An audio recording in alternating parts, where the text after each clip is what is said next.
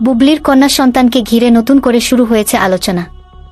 সম্প্রতি চিত্রনায়িকা শবনম বুবলি নিজেই সামাজিক যোগাযোগ মাধ্যমে প্রথম কন্যা সন্তানের মা হওয়ার খবর শেয়ার করেন। খবরটি প্রকাশের পর ভক্ত অনুরাগীদের পাশাপাশি শোবিজ অঙ্গনের অনেকেই তাকে শুভেচ্ছা জানান। তাদের মধ্যে ছিলেন অপু বিশ্বাস।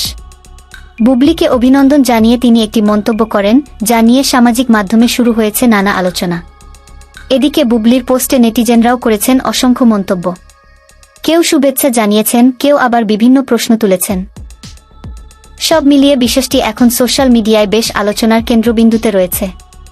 চলুন দেখে নেওয়া যাক বুবলির পোস্টে নেটিজেনদের কিছু আলোচিত মন্তব্য। আজিম খান লিখেছেন, কেউ একজন আমায় বলেছিল বাতাস লেগেই সন্তান হয়, আজকে দেখলাম ঘটনা সত্য। অন্যদিকে নুসরাত শারমিন লিখেছেন, অভিনন্দন কন্যার মা বাবাকে, সামনে বিশ্বকাপের খেলা। এদিকে অপু বুবলি ম্যাচে 2-0 গোলে এগিয়ে বুবলির টিম। জান্নাতুন নাইমা লিখেছেন, ভালো করেছেন বাচ্চার বাবাকে মেনশন দিয়েছেন, না হলে টেনশন হতো খুব। ইমরান লিখেছেন, আমার মনে হয় মেয়ের নাম শার্লিন না রেখে হারলিন রাখলে ভালো হইত, তাহলে ভাইয়ের কোম্পানির নাম আর মেয়ের নাম এক হয়ে যেত।